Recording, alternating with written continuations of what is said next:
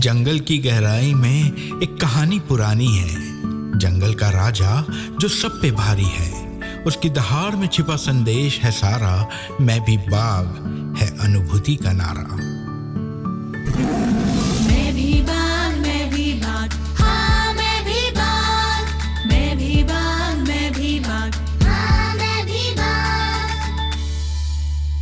अपनी शक्ति को पहचान, बचाएंगे हम ये पर्यावरण, ये वन।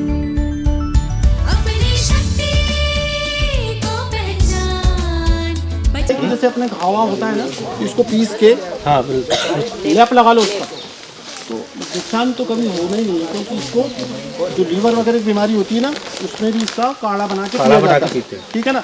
तो इससे नुकसान तो होना नहीं है, लेकिन इसको लगा के ट्राई करिए कभी, अगर घाव लगता है तो ठीक है। बहुत फास्ट बढ़ता है। अब चलिए सागौन की बात निकली। सागौन ट्रैक्टोना ग्रैंडिस बोलते हैं इसको, है ना। ये इमारती लकड़ी है, ध्यान से सुनेंगे आप लोग।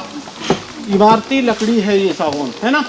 फर्नीचर बनाने का काम आती है। आजकल ये सोने से भी ज़्यादा महंगी बोलते हैं। हम लोग फर्नीचर आजकल इसका उपयोग नहीं कर रहे हैं क्योंकि बहुत महंगा होता है, ठीक है। अब एक बात बताइए आप लोग, यहाँ पर ध्यान से देखना, आपने बहुत अच्छी चीज़ बता रहा हूँ मैं। यहाँ पर होगा तो मैं उसको सर मिट्टी वजह से। अच्छा चलिए, रेंजर साहब को छोड़ के स्टाफ वाले कोई बता दे। ऐसा मैं आपका परीक्षा नहीं ले रहा हूँ भाई, लेकिन ये जब आपसे पूछूंगा तो निश्चित रूप से आपको ये याद रहेगा कि ये मतलब इसलिए भी है ना। हो सकता है कुछ लोगों को मालूम हो। बताइए यहाँ पर सागौन के पेड़ क्यों ज़्यादा दिख रहे हैं?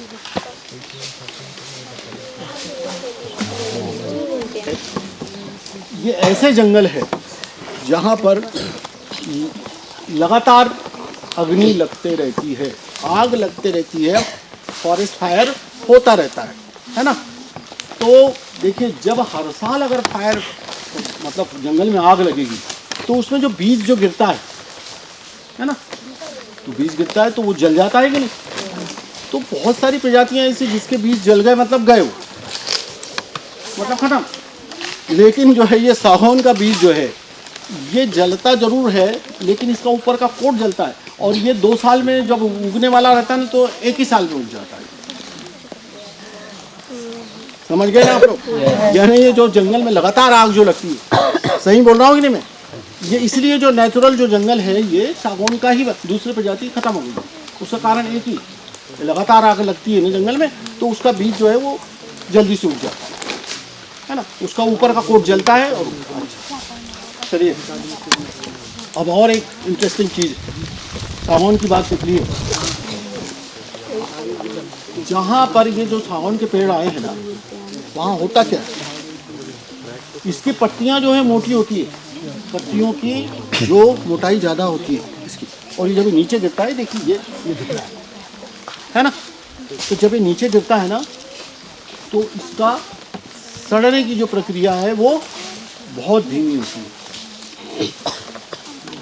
इसके अलावा सड़ने की प्रक्रिया धीमी होती है, और दूसरा इसमें कोई ऐसा रसायन होता है जो नीचे की जो जैव विविधता है, मतलब जो विभिन्न प्रकार के छोटे छोटे माइक्रो ऑर्गेनिज्म है, उनको नष्ट करता है, मारता है, ठीक है ना। तो जहाँ पर सागौन रहेगा और सागौन प्योर रहेगा, तो वहाँ की जैव विविधता बहुत ज़्यादा कमज़ोर रहेगी। मतलब वहाँ पर विभिन्न प्रकार के वनस्पतियाँ और प्राणी जो है, जीव जंतु छोटे मोटे, ये बहुत कम पाए जाएंगे, है ना। तो ये किसके, इवन जो है यहाँ पर घास भी बहुत कम आती है, ठीक। अगर हम इसकी तुलना करें पीपल के, नीम के, आम के वृक्ष से, पीपल, नीम, आम, बरगद, है ना, इन वृक्षों से करें, तो कौन से झाड़ अच्छे लगेंगे आपको? पीपल का लगेगा कि सागौन का लगेगा? नीम का लगेगा? पीपल का है। पीपल वाला बताओ। 5 महीने पतझड़ होता है। क्या होता है? पतझड़ होता है। तो उस समय जो है ये क्या करते हैं, ऑक्सीजन का प्रोडक्शन कम कर देते हैं, नहीं के बराबर।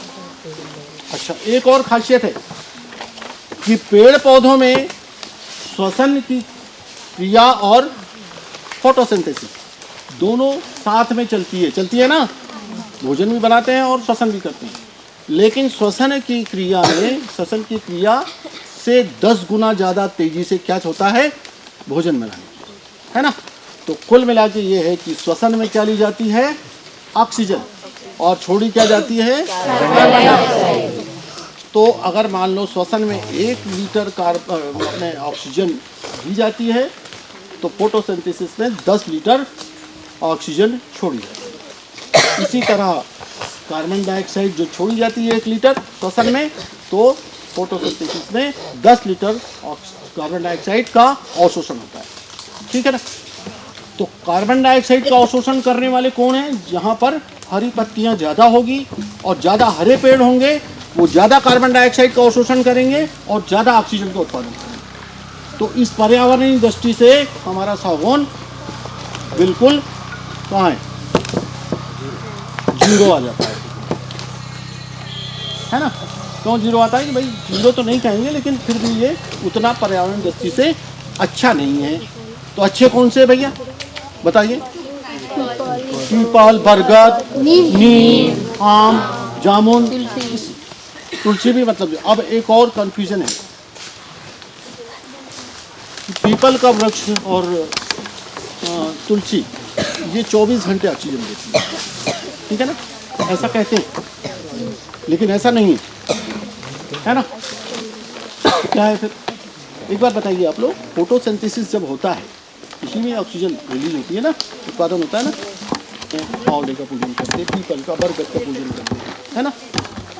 तो क्या है, क्यों करते हैं, इसलिए कि वो ऑक्सीजन 24 घंटे में होता है। अब ध्यान से सुनिए आप लोग, इधर ध्यान दें। होता क्या है, पीपल का, सब लोग जो है ये बिल्कुल ये अच्छी तरह जानते हैं कि 24 घंटे पीपल का पेड़ ऑक्सीजन देता है और तुलसी का, और ये बिल्कुल असत्य बात है, ठीक है ना। होता क्या है कि पीपल का वृक्ष, ये इनमें क्या खासियत होती है, अभी साहब ने बताया, नंदी साहब ने बताया ना कि जब पानी जब कमी रहती है, जैसे पानी की कमी है अभी बरसात में तो रहेगी, है ना, या जहाँ ज़्यादा बरसात होती है, तो पानी की कमी जहाँ होती है, जहाँ शुष्क मौसम ज़्यादा रहता है, पानी कम गिरता है, तो ऐसे स्थानों पर पीपल और या आम के पेड़ उन स्थानों के लिए उनका हैबिटेट वो है, वहाँ के लिए, है ना। तो ये क्या करते हैं कि जब दिन होता है ना, सनलाइट होता है, तो उस समय क्या करते हैं कि जो इनकी पत्तियों में छोटे छोटे छिद्र होते हैं, क्या बोलते हैं, स्टोमेटा बोलते हैं ना, है ना, स्टोमेटा, वो खोलते हैं। काय के लिए खोलते हैं वो, कि उसमें मतलब कार्बन डाइऑक्साइड लेना पड़ता है ना, और पानी उसी से ही, वाष्पोत्सर्जन जो होता है ना, ट्रांसपायरेशन उसी से होता है ना। तो क्या करते हैं कि ट्रांसपायरेशन को कम करने के लिए ये अपेक्षाकृत स्टोमेटा अपने बंद कर देते हैं। कौन से, पीपल, बरगद, ये जो 4-5-6 पत्तियाँ पूरी स्टोमेटा उनको खुल जाती है। और स्टोमेटा खुलने के बाद में होता क्या है कि ये कार्बन डाइऑक्साइड का अवशोषण बहुत तेज गति से करती है, तो वो अवशोषण करने के बाद रात में एक मैलेट नाम का रसायन बनाते हैं। रात में कार्बन डाइऑक्साइड की मदद से ये मैलेट नाम का रसायन, केमिकल बनाते हैं। तो रात में पीपल का पेड़ क्या करता है कि कार्बन डाइऑक्साइड का अवशोषण करता है, ये सबसे बड़ी उसमें विशेषता है, और भी जो दूसरे पेड़ बताए हैं। इसीलिए कहते हैं कि जिस गांव में ये 4-5 पेड़ हैं, आम है, पीपल है, बरगद है, नीम है और जामुन वगैरह हैं, ये पेड़ अगर जिस गांव में ज़्यादा से ज़्यादा रहेंगे तो वो गांव स्वस्थ रहता है, इसलिए कहा जाता है, ठीक है ना। तो क्या होता है ये कि रात में मैलेट नाम का, अब वो मैलेट नाम का जो रसायन है इधर रात में संग्रहित करते हैं, वो स्टोरेज करते हैं, और दिन जैसे ही होता है तो उनके स्टोमेटा क्या होते हैं कि अपेक्षाकृत कम हो। तो पीपल, हमारी संस्कृति में पीपल का पूजन होता है, बरगद का पूजन होता है, ठीक है ना। तो इनका पूजन क्यों होता है, देखिए, और आंवला है, बेल है, ये तो बहुत सारी औषधियाँ हैं ये, और बेल तो मतलब इतनी सारी औषधि है, उसमें इतने सारे रोगों का उपचार है। इसी प्रकार से आंवला है ना, इसकी पूजन करते हैं। और बरगद जो है, बरगद क्यों, ऑक्सीजन ज़्यादा देता है, बरगद भी पीपल भी, इसलिए हम पूजन करते हैं। दूसरा, मैंने आपको क्या बताया अभी, पारिस्थितिकी तंत्र बताया था ना, है ना, उसमें पूरे वो चलते हैं ना, क्या कहते हैं, खाद्य श्रृंखला। तो हम लोग ये माना जाता है कि बरगद का पेड़ में पूरा ब्रह्मांड बसा हुआ, पूरा ब्रह्मांड। क्यों ऐसा, कई बार प्रवचनों में हम सुनते हैं, तो क्यों ऐसा क्यों कहा जाता है, वास्तव में ये बात बिल्कुल सही है। वो इसलिए सही है कि बरगद का पेड़ जो है उसमें लाखों प्रकार के कीट वहीं पलते हैं और वो वहीं पर ही मतलब अपना भोजन भी लेते हैं और वहीं मरते हैं और फिर से उनका वो पूरा का पूरा जो क्या बोलते हैं उसको लाइफ साइकिल पूरा वहीं चलता है। और लाइफ साइकिल भी और यूँ कहना चाहिए कि खाद्य श्रृंखला, क्योंकि पक्षी खाते हैं फिर उसको, है ना। तो ये इसलिए मतलब जो है बरगद का पेड़ को हम पूजते हैं, ठीक है ना। अच्छा, बरगद का पेड़, पीपल का पेड़ और अंजीर का पेड़, पाखड़ का पेड़, गूलर उमर का पेड़, देख रहे इसमें फल लगते ना, वो वास्तव में फल नहीं होते हैं। क्या होता है? अच्छा, इन प्रजातियों में ये हमारे जो है जीव जंतुओं के लिए, पक्षियों के लिए और कीटों के लिए, पक्षियों और कीटों के लिए इस प्रजाति के जो पेड़ है ये वरदान है। कैसे वरदान? इनमें 3 बार साल में 3 बार फल लगते हैं और सब वो दूसरों के लिए लगते हैं। सब कीट वो खाते हैं, कीट भी उसमें खाते हैं, अपना भोजन लेते हैं, और पक्षी भी अपना भोजन कीट के वो फल भी खाते हैं और कीट को भी खाते हैं, ठीक है ना। अब ये जो फल है वो है क्या, बताइए आप लोग, फल क्या है? इसको फाइकस फैमिली बोलते हैं, फाइकस फैमिली। गूलर, गूलर किसी ने खाई? उमर, उमर किसने खाया है क्या? झूठ मत बोलो, खाया है किसी ने? अच्छा, तुम सच बोलने की हिम्मत हुई लेकिन चलो आगे। एक मिनट, यहाँ इसको पूरा कर लेना, फाइकस को, फाइकस को पूरा करके चलना। इसमें क्या होता है कि इसके जो पीछे एक छेद होता है, इन फलों के, फलों के पीछे छेद होता है ना, होता है। उस छेद में से एक कीट, एक मक्खी इसमें घुसती है, वो होती है मादा। और ये देखिए जो 5 प्रजातियां हैं, 5 प्रजाति मैंने अभी बताया ना, अंजीर, पाकड़ वगैरह, इनके प्रजातियों के अलग अलग प्रकार के कीट हैं जो अंदर घुसते हैं, है ना। वो अंदर घुसे तो कौन घुसता है? मादा। वहाँ पर वो प्रजनन करती है, बच्चे होते हैं उसके, तो वहीं भोजन करते हैं वो, फिर वहीं पर फर्टिलाइजेशन होता है, फिर वहीं पर अंडे और देते हैं, तो फिर मादा और फीमेल और, अब ये भोजन भी वहीं करते हैं। और वो जो वो फल जिसको बोलते हैं ना, पुष्प का समूह, उसमें वो परागण करते हैं, परागण यानी पॉलिनेशन करते हैं, ठीक है। उसका पॉलिनेशन अंदर करते हैं। अगर मान लो वो कीट अगर नहीं रहेगा तो वो उसका परागण नहीं होने पाएगा और ना तो हमको उमर का फल मिलेगा, ना अंजीर का कोई फल नहीं। समझ गए कि नहीं समझे? तो कीट जो जाता है अंदर वो परागण भी करता है। अच्छा, अब एक और देखिए खासियत इसमें होता क्या है कि जो छेद करते हैं कि नहीं, वो नहीं छेद होता है, उसमें से जाता है एक मादा, उसके अंदर एक मादा जाता, उसके मतलब सैकड़ों हो जाते हैं बच्चे, उसमें मादा भी होती है और नर भी होता है। तो होता क्या है कि उसमें सबसे पहले, अब उतना वो एक छेद से नहीं निकल सकते वो, तो छेद बनाते हैं उसमें, है ना। तो छेद बनाते हैं, तो जो छेद बनाते हैं तो उसमें छेद बनाता कौन है? नर छेद बनाता है, और वो छेद बनाते बनाते उसके पंख टूट जाते हैं और ऊपर आके मर जाता है, और उसी छेद में से क्या फिर निकलती है? मादा। और फिर वो मादा निकलती फिर दूसरे फल में, ये काम चलता है ना। तो यहाँ पर नर का त्याग है, काहे के लिए? फिर वही वंश के लिए बात आती है ना, वंश बढ़ाने के लिए वो नर अपने आप को न्यौछावर कर देता है, ठीक है। चलो अब मतलब जो है ना, जो जितने जीवन चलते हैं ना, ये निर्जीव है ये, है ना। लेकिन फिर भी इसके जो नीचे जहाँ से मैंने उठाया, बहुत सारे कीट इसके नीचे आवाज़ करते हैं, यहीं पर ही अपना पूरा साइकिल खत्म करते हैं। तो मैं ये बताना चाह रहा था कि ये पत्थर भी हमारे लिए बहुत ज़्यादा, अपन जो है छोटी छोटी चीज़ें हैं, जैसे तापमान है, इसके बारे में बिल्कुल छोटे छोटे से अपन बात करते हैं, क्योंकि समय ज़्यादा होता चल जा रहा है। अभी हमने तो एक तो आपको मैंने ये बताया था कि सर्किल जो एक दूसरे के लिए सभी वन्य प्राणी कितने कैसे जुड़ते हैं, ठीक है ना। अब अपन सबसे पहले आते हैं, वो भी मैं बहुत छोटे में बताऊँगा आप लोगों का स्तर, जो पढ़ाई का स्तर है वो बहुत ऊंचा है, जो कर रहे हैं, इसके लिए आपको बहुत बहुत बधाई, क्योंकि जल्दी समझ जाते हैं आप लोग। क्या है कि पानी का रिचार्जिंग, इसके बारे में क्योंकि पानी हुआ, ऑक्सीजन के बारे में बताया मैंने आपको, है ना। ऑक्सीजन का उत्पादन केवल और केवल पेड़ करते हैं, कार्बन डाइऑक्साइड का अवशोषण केवल और केवल पेड़ करते हैं, है ना। मतलब प्रदूषण को कम करने वाले भी केवल और केवल पेड़ है, और ऑक्सीजन का उत्पादन करने वाले भी केवल और केवल पेड़। जितने ज़्यादा होंगे उतना ज़्यादा वहाँ पर ऑक्सीजन होंगे, प्रदूषण का लेवल कम होगा, ठीक है ना। तो अपन आ रहा है recharging water, rain water harvesting बोलते हैं इसको। क्या होता है, क्या है कि पानी, पहली बात तो ये थोड़ा समझ लें आप लोग, और फटाफट बिल्कुल जल्दी जल्दी उत्तर देंगे कि पानी कैसे, जो वर्षा कैसे होती है, जरा जल्दी बताइए। पेड़ पौधों का कारण। क्यों, पेड़ पौधों में क्या जादू है? अट्रैक्शन। क्या अट्रैक्शन है? क्यों अट्रैक्ट करते हैं? सब क्यों वाला ही मामला है यहाँ पे। हाँ बोलिए। क्या है, शॉर्ट में जितने भी सोर्स है, वाटर होल्स है, या समुद्र वगैरह हैं, नदियाँ हैं, नाले हैं, तालाब है, डैम, इनका पानी जो है क्या होता है, पहले इसका जो पानी का क्या साइकिल होते हैं, कंटेंट संघनित होते हैं, है ना। फिर वो हवा की दिशा में उड़ते हैं, और जहाँ पर पेड़ पौधे ज़्यादा होते हैं वहाँ पर फिर वो ज़्यादा वर्षा करते हैं।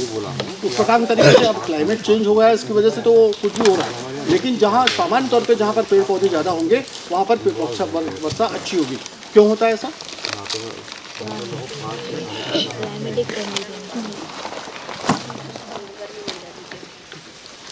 क्योंकि वहाँ पर तापमान कम होता है। बिल्कुल सरल सी बात है कि तापमान वहाँ का कम होता है, वहाँ ठंडक होती है, तो वो ठंडक की वजह से वो जो बादल है, वाष्प है, जो वो पानी की बूंदों में बदलती है। इसका सबसे अच्छा एग्जाम्पल है गार्डन सिटी बैंगलोर, ठीक है ना। वहाँ पर पूरा गार्डन है, पेड़ है, वहाँ पर जो आसपास के जितने एरिया है उससे अपेक्षाकृत ज़्यादा वर्षा होगी, ठीक है। एक तो ये हो गया। तो वर्षा कहाँ होगी ज़्यादा? जहाँ पर पेड़ पौधे ज़्यादा होंगे। दूसरा, अब जो पानी का रिचार्जिंग, अब ये नदी नाले जो बहते हैं, ठीक है, ये तो बहुत ज़्यादा मतलब हमारे यहाँ जो नाला अगर बहता, कोई नाला बहता, नदी बहता ना, वो उस नाले में या नदी में जहाँ जहाँ का पानी आता है वो उसका कैचमेंट, या उसका बिल्कुल सिंपल है जल ग्रहण क्षेत्र, यानी वो जहाँ का जल ग्रहण करता है वो उसका जल ग्रहण क्षेत्र हुआ। उदाहरण के लिए इसको हम नाला मान सकते हैं, जो सामने बह रहा है, इसको रोका गया है। इसमें पानी कहाँ से आ रहा है, इसमें पानी कहाँ जा रहा है, इस क्षेत्र में जाएगा, ये ढलान वाला पूरा एरिया, यहाँ का पानी जाएगा, ये इसका कैचमेंट एरिया है। मतलब इसमें जहाँ से पानी आएगा उसका कैचमेंट एरिया कहलाएगा, ठीक है ना। तो जल ग्रहण क्षेत्र, अब जल ग्रहण क्षेत्र हमारे कैसे होना चाहिए? तो जल ग्रहण क्षेत्रों में मतलब क्या होना चाहिए? जल ग्रहण क्षेत्र में हमारे ऐसे वन होना चाहिए, है ना। तो मान लीजिए यहाँ से नदी बह रही है, नाला बह रहा है। अच्छा, एक तो बात ये है कि छोटे नाले नदियों में मिलती है, छोटे नदी में मिलती है, फिर बड़ी नदियों में मिलती है, और ये पानी जो जंगलों में जो पानी रिचार्ज होता है उसी की वजह से उनमें पानी देता है। पानी बच्चों को नहीं दे रहा है सर, आप लीजिए।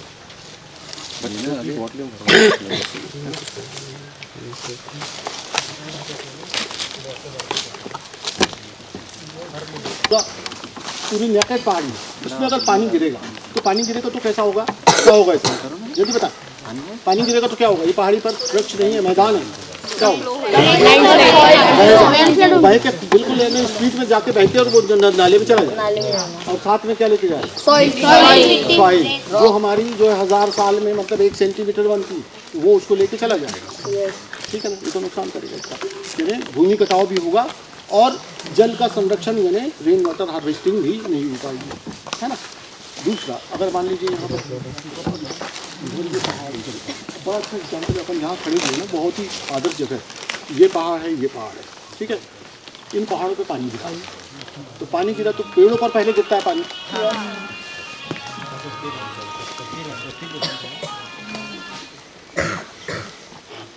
पहले गिरा पेड़ों पर पानी, तो पेड़ों पर भी कहाँ, पत्तियों पर गिरेगा, तो पत्तियाँ फैली हुई है ना। तो पत्तियों पर गिरा पानी, तो पानी कितनी भी तेजी से गिरा पानी मतलब उसकी गति धीमी होगी तो नीचे ज़मीन पर धीरे धीरे गिरेगा, और धीरे धीरे गिरने के कारण क्या होगा, वो ज़मीन के अंदर जाएगा, तो ज़मीन के अंदर संचय होगा। अब मान लीजिए बरसात चालू हुई, जून में चालू हुई, 1 जून से चालू हुई, मान लीजिए 6 दिन से चालू हुई है 15 दिन से, तो 15 दिन तक के लगातार बरसात हुई तो ये क्या होगा, ये जो धरती है ये पानी से सेचुरेटेड, संतृप्त हो जाएगी ना, क्योंकि पानी पानी उसमें हो जाएगा।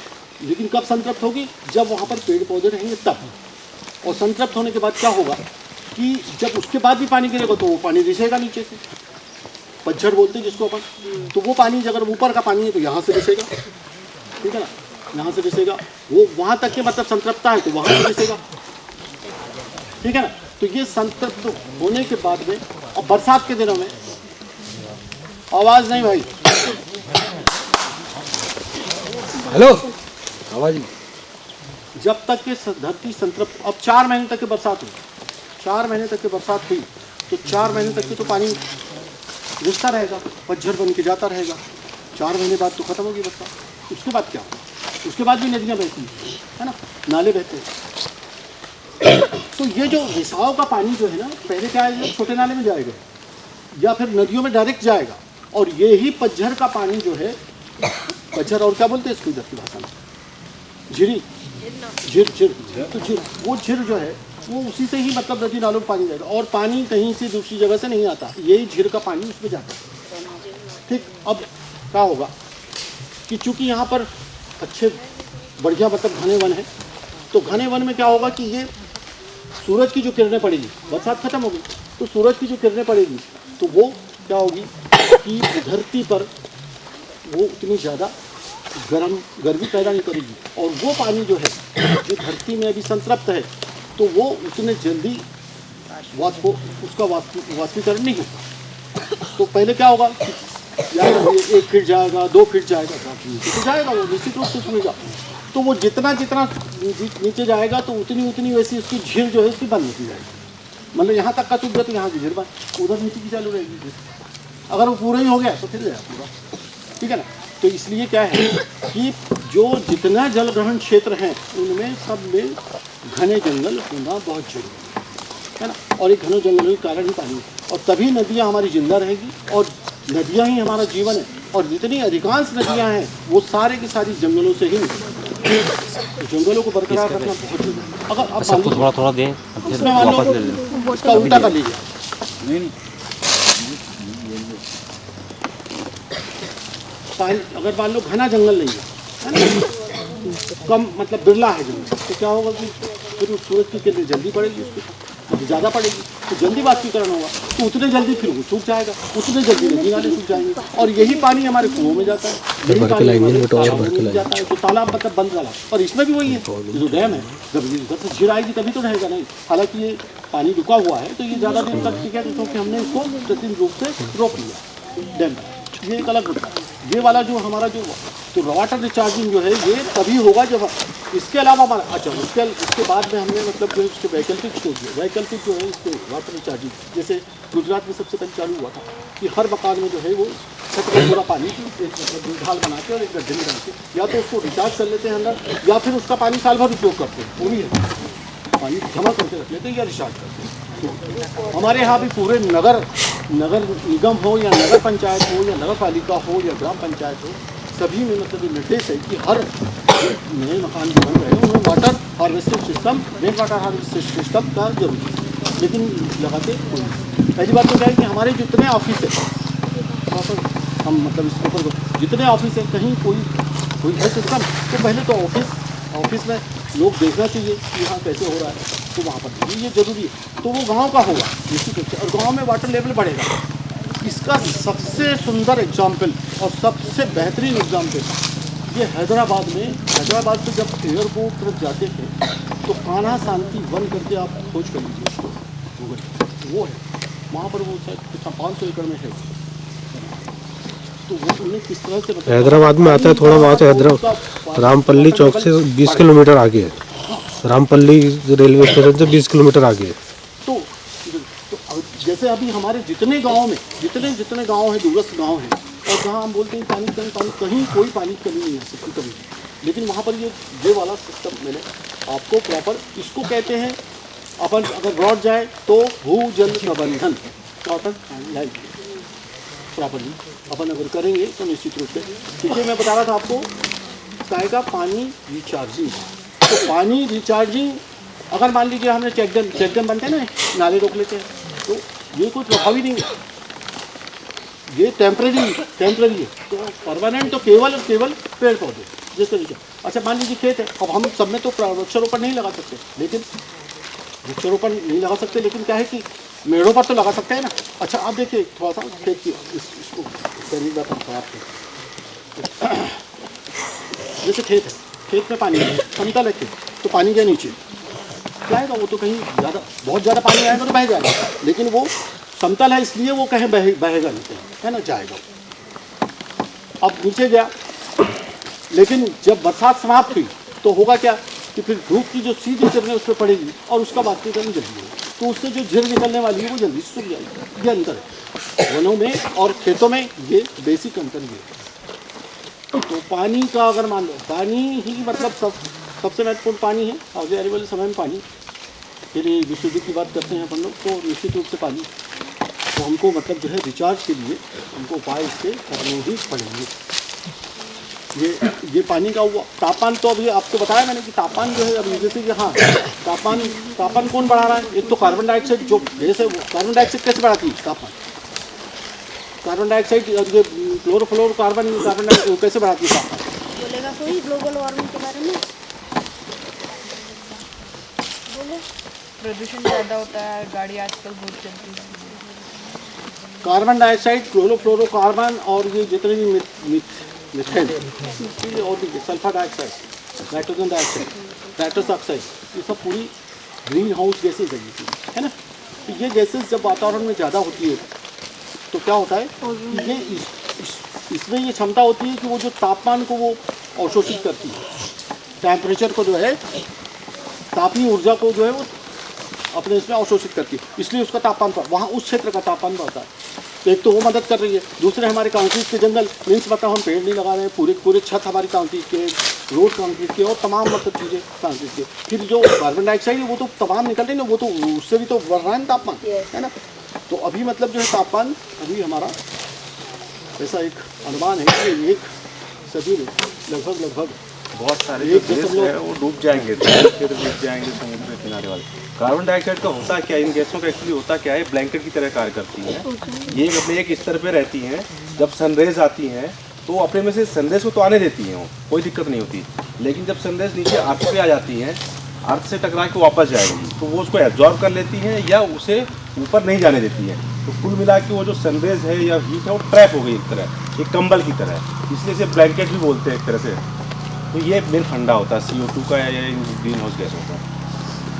इसके अलावा फिर ओजोन को भी मतलब ये मतलब इसको सतह को जो परत को जो है पतली कर रही है, सब सारी कैसे इससे मतलब बहुत सारी क्या है, कौन सी जो किरणें हैं अल्ट्रावायलेट के लिए वो मतलब जो है अगर छिद्र हो गए तो उसमें आएगी, फिर हमारे लिए संकट पैदा हो जाएगा। तो ये गैस जिसका बढ़ना बहुत ज़्यादा खतरनाक है। इनको भाई देखिए कार्बन डाइऑक्साइड को जो ग्रीन हाउस गैसेज में मेरे ख्याल 50 याद है मुझको 50% भाग तो इसी का रहता है। हाँ, तो इसको कम करना बहुत जरूरी है। इसको कम करने वाला केवल अच्छा तापमान की बात करते हैं। तापमान को पता है कि ये तो तापमान यहाँ अब जैसे नागपुर है, नागपुर के तापमान में यहाँ के तापमान में है ना, लेकिन जो यहाँ का जो तापमान है तो वहाँ का जो तापमान है जो बढ़ेगा उसका असर यहाँ आएगा, कुछ ना कुछ असर आएगा। यहाँ का जो तापमान है कितना ठंडा है वो वहाँ जाएगा है। जैसे लंग्स ऑफ नहीं वो जो क्या बोलते हैं उसको विश्व के फेफड़े अमेजन फॉरेस्ट बोलते हैं ना अपन, क्या लंग्स ऑफ वर्ल्ड है ना। तो वो वहाँ से कितने हज़ारों मील हज़ारों किलोमीटर दूर है वो, तो वो 30% ऑक्सीजन की पूर्ति करते दुनिया की। तो वहाँ से आता है ऑक्सीजन। इसमें क्या है जो टेम्परेचर जहाँ जैसे नागपुर हुआ या कहीं पर भी टेम्परेचर बढ़ेगा तो उसका असर निश्चित रूप से यहाँ पड़ेगा, कुछ कम पड़ेगा। जैसे ठंड पड़ती है कहाँ वहाँ मनाली में तो खुद बर्फ गिरती है यहाँ, तो उसका असर तो कुछ ना कुछ तो आता है ना। तो इसलिए मतलब जो है हमको सुरक्षित रहना तो हमको पहले हमारा तो देखना ही पड़ेगा कि हमारे आसपास का कैसा क्लाइमेट है और हम कैसे मतलब उसको सुरक्षित। तापमान बढ़ने से जो हमारी मेटाबॉलिक एक्टिविटी होती है वो प्रभावित होती है। तो कहीं ना कहीं हम बहुत बुरी तरह से, मतलब ऐसा गर्मी लगती है बाहर तो महसूस होती है, लेकिन इंटरनली भी हम काफ़ी हद तक प्रभावित होते हैं तापमान बढ़ने से। जो सारी केमिकल प्रोसेस हमारे शरीर के अंदर होती है, मेटाबॉलिक एक्टिविटी, ये सब प्रभावित होती है कहीं ना कहीं। कम भी हो या ज़्यादा भी होगा, स्ट्रोक तो लगता ही है, कोल्ड का भी स्ट्रोक लगता है और हीट का भी स्ट्रोक लगता है। भाई जो हमारा जो लगातार जो तापमान बढ़ रहा है ना, उसका असर तो आप देखिए कि जो लेबर है वो लेबर पूरे दिन काम नहीं कर सकती। कैसे लेबर से काम कराओगे आप? पूरा धूप हो रही, आप तो निकल नहीं सक रहे हैं और लेबर से कह रहे हैं काम कर लो आप। घर में जो महिलाएं खाना बनाती है वो कहते हैं जब वहाँ पर नहीं है, मतलब जो ऐसी कोई व्यवस्था, तो वो धूप मतलब पूरे गर्मी में सब चीज़ खाना बनाती है। तो ये सब उल्टे असर पड़ रहे हैं ना सब इसके। ग्लोबल वार्मिंग जैसे जैसा बढ़ रहा है। अभी सिक्किम में भी मेरे ख्याल 1-2 महीने पहले एक हादसा हुआ था, एक ग्लेशियर टूट गया था। हाँ, तो पहले तो कुछ बताया उन्होंने, लेकिन ग्लेशियर टूटा। देखिए क्यों टूटा? ग्लेशियर जो है लगातार छोटे होते जा रहे हैं, ये सब आप जानते हैं, लगातार छोटे होते जा रहे हैं, बिगड़ते जा रहे हैं। जो आपके उधर की जो क्या नाम से आर्कटिक सागर उत्तरी ध्रुव, उसकी बर्फ, उसके पहाड़ों की बर्फ पिघलती जा रही है, समुद्र का लेवल बढ़ता चल जा रहा है, वो लगातार बढ़ रहा है। फिर इधर हमारे ग्लेशियर छोटे होते जा रहे, पिघल रहे हैं। अब आप देखेंगे कि मतलब जो बर्फ के रूप में रहते हैं तो उसका दबाव मतलब धरती पे कम रहता है। पानी में जब परिवर्तित होते हैं तो उसका दबाव, तो यही मतलब जो है वो कारण जो है अभी जो सिक्किम में हुआ, ऐसे बहुत सारे हादसे होते हैं कि उसका जैसे वो पिघला और उसका दबाव पड़ा और एक तरफ जो तट बनी था, ये पहाड़ों के बीच में रहते हैं, पहाड़ चारों तरफ पहाड़ रहते हैं, और जो कमज़ोर वाला तट होगा उसको मतलब उन्होंने तोड़ा और निकल गया वो। अच्छा, ग्लेशियर तो हमारी बहुत सारी नदियों के वो है जीवनधार, वो गंगा जी है, यमुना जी है, ये सब। दूसरी चीज़ ये है कि जो पृथ्वी है ना, बहुत सारी प्लेटों से मिलकर बनी है, सब जानते हैं, है ना। ऐसे प्लेट हैं बहुत सारी आपस में जुड़ी हुई है, बनी हुई है। मान लीजिए ग्लेशियर कहीं यहाँ कहीं स्थित है आपका ग्लेशियर, वो पिघल गया पूरा, बड़े बड़े ग्लेशियर पिघल रहे हैं, तो क्या होगा, उससे एक असंतुलन बनेगा। यहाँ वजन जो आज की स्थिति में है वो वजन हो जाएगा कम, ठीक है। तो ये प्लेटें डिसबैलेंस होंगी। तो जो हम भूकंप देखते हैं, ज्वालामुखी देखते हैं, सब इन सब के कारण है कहीं ना कहीं। तो सब चीज़ें इंटर रिलेटेड हैं एक दूसरे से। तापमान बढ़ेगा, प्रदूषण बढ़ेगा, तापमान बढ़ेगा तो ये चीज़ें भी, ग्लेशियर वगैरह ज़्यादा पिघलेंगे, समुद्र का जल स्तर बढ़ेगा, समुद्र के आसपास जो हमारे नगर हैं, आपका कलकत्ता हो गया, मुंबई हो गया, ये सब डूब जाएंगे आने वाले 100-200 सालों में। ऐसी है रिपोर्टें, बहुत सारे देश डूब जाएंगे। तो कहीं ना कहीं ये हमारे पास आखिरी समय है, ये जो हम आखिरी पीढ़ी हैं जो कि पर्यावरण को रिस्टोर कर सकते हैं या किसी भी वर्स्ट कंडीशन में जाने से रोक सकते हैं। यहाँ हम लोग नहीं संभले तो इसके बाद में कोई नहीं बचा पाएगा। अच्छा, इसके बाद हम वापस होंगे यहाँ से, है ना, तो वापस होंगे तो इससे बहुत सारे लोग ये प्रश्न करते हैं, कभी तो पूछे लिया था, बच्चे ने पूछा था कि आप जो है जंगल को काटने से मना करते हैं, जंगल के संरक्षण की बात करते हैं और आप खुद तो जंगल काटते हो आप लोग। तो उसका प्रश्न बहुत अच्छा था।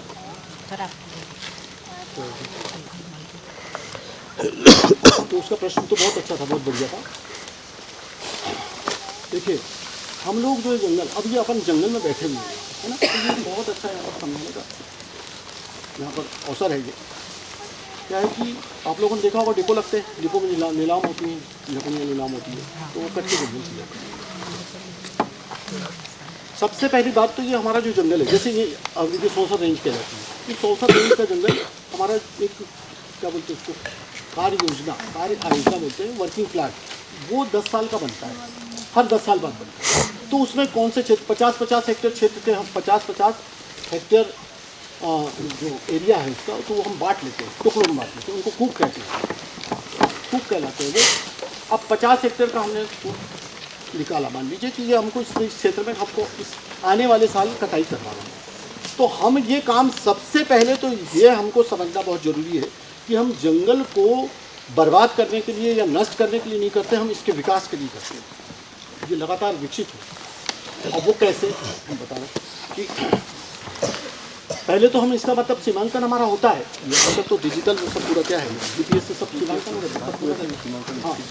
हाँ, और फिर फिजिकली भी कर लेते हैं हम। तो ये तो हमारा ये 50 हेक्टेयर का क्षेत्र हमने सीमांकित कर दिया कि हम इस क्षेत्र में हमको आने वाले साल कटाई करना है। तो इसमें हम सबसे पहले पेड़ों को निशान लगाएंगे कि कौन से वृक्ष काटना है। तो सबसे पहले देखिए आप, सबसे पहले हम खराब पेड़ों को, जो उम्र दराज पेड़ हैं, उनको निशान लगा देते हैं काटने के लिए।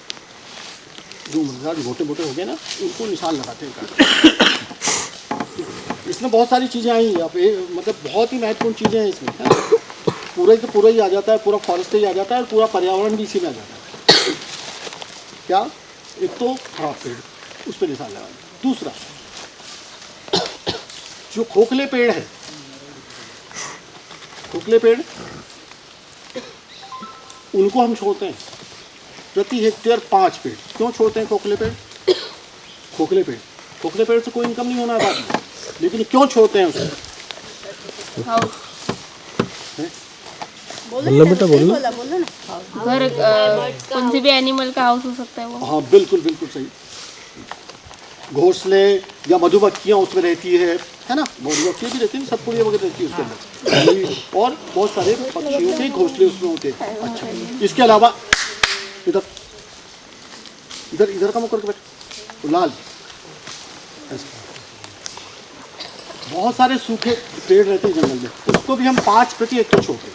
5 प्रति हेक्टेयर छोड़ते हैं। क्यों छोड़ते हैं 5 प्रति हेक्टेयर?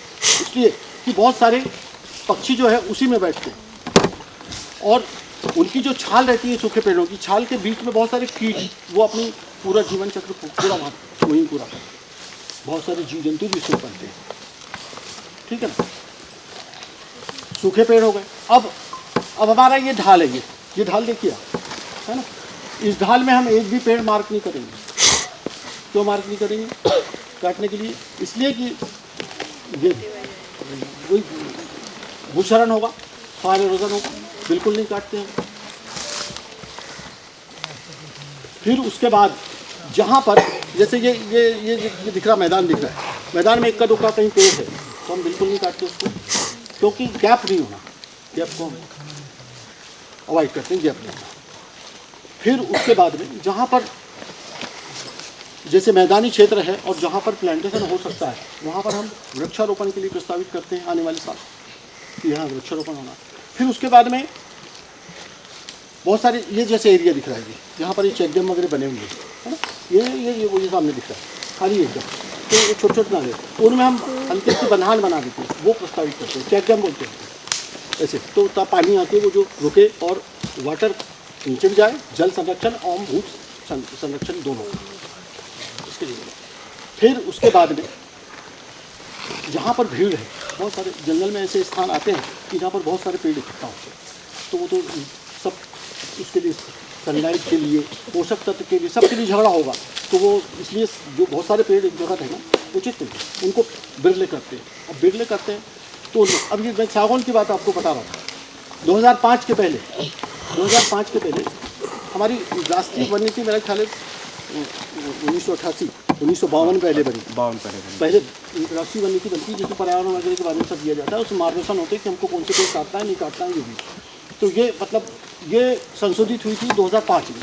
तो उस समय क्या था कि 2005 के पहले मतलब फॉरेस्ट डिपार्टमेंट ने या जो पर्यावरणविद रहे हैं उन्होंने ध्यान नहीं दिया।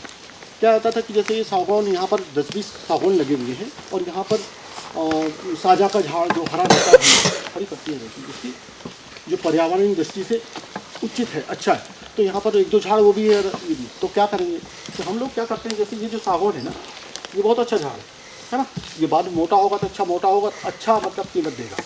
अब यहाँ पर और इसके बगल में वो साजा का झाड़ है, या मतलब जो हरा रहता है हमेशा। पहले 2005 के पहले हम उस साजा के झाड़ को काट देते थे और ये इसको छोड़ देते थे। अब क्या कर रहे हैं 2005 के बाद में कि इसको हम काट दे रहे हैं और उसको छोड़ दें।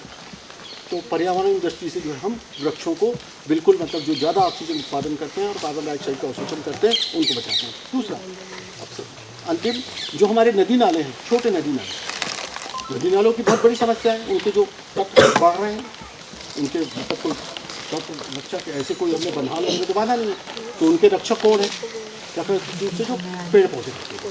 तो जितने भी नाले हैं, छोटे नाले और छोटी नदियाँ, उनके 20 मीटर इस तरफ और 20 मीटर इधर ऐसी चौड़ी पट्टियाँ पूरी छोड़ देते हैं, वहाँ कुछ भी कटाई नहीं करते। क्यों नहीं कटाई करते कि वो जितना मतलब उस पर पानी उधर से आएगा तो वो मिट्टी को साथ में लेके नहीं आएगा, है ना, और उसमें सीधा नहीं जाएगा, वो उससे मतलब जो पानी का भी संरक्षण होगा और मिट्टी का भी संरक्षण होगा। और जो बड़ी नदियाँ हैं, जो 12 महीने बहने वाली नदियाँ, उसके 200 मीटर इस तरफ और 200 मीटर इस तरफ उसको छोड़ देते, पूरी पट्टी छोड़ देते, जो जंगल के अंदर से गुजरती है। तो ये भी एक मतलब है। अब देखिए, आप बहुत सारे आपने देखा होगा जहाँ पर नदियों के किनारे पेड़ नहीं है, वो चौड़ी होती चल जाए, और चौड़ी होती चल जाए, उसके तट करते चल जाएगा, और जरा सी बाढ़ आती है तो पूरा पानी फैल जाता है ना। और फिर मिट्टी भी उसमें आ रही है, तो मिट्टी आने से उथले हो रही है, नदियाँ उथली हो रही है, जरा सी बाढ़ आई तो पूरा पानी फैल गया, है ना। तो ये इन चीज़ों का हम लोग अब इसमें बहुत सारी चीज़ें आ गई, पक्षी है ना, पक्षी के बारे में भी आ गया, कीटों के बारे में भी आ गया। अच्छा, कीट जो है हमारे, कीट क्या करते हैं, मेनली कीट क्या करते हैं, कीट परागण करते हैं ना। कीट बहुत ज़्यादा महत्वपूर्ण, जिसको हम काय से मार रहे हैं आजकल, कीटनाशक से मार रहे हैं। ये बहुत ही आने वाले समय में हमारे लिए बहुत ज़्यादा कष्टदायी होगा ये। तो कीट को प्राकृतिक रूप से बैलेंस करने वाले कौन है? पक्षी, है ना। अब पक्षियों को भी हम क्या कर रहे हैं, पक्षी भी मर रहे हैं। पक्षी क्यों मर रहे हैं? क्योंकि हम जंगल बर्बाद कर दे रहे हैं, तो उनके आवास नष्ट हो रहे हैं। फिर उसके बाद में ये कीटनाशक डाल रहे हैं, तो वो खा ले रहे हैं, है ना। वो कीटनाशक खा रहे हैं, फल खा रहे हैं वो, है ना, तो वो उससे वो भी मर रहे हैं, पक्षी भी मर रहे हैं, पक्षी कम हो रहा है। नेचुरल रूप से कीटों को कम करने वाला, बैलेंस करने वाले कौन है? पक्षी। पक्षी का महत्व ये है, और कीट का महत्व बिल्कुल शॉर्ट में, ठीक है ना। अब कोई बात अगर याद आएगी, अगर आपको पूछना होगा तो उधर पूछना। अभी तो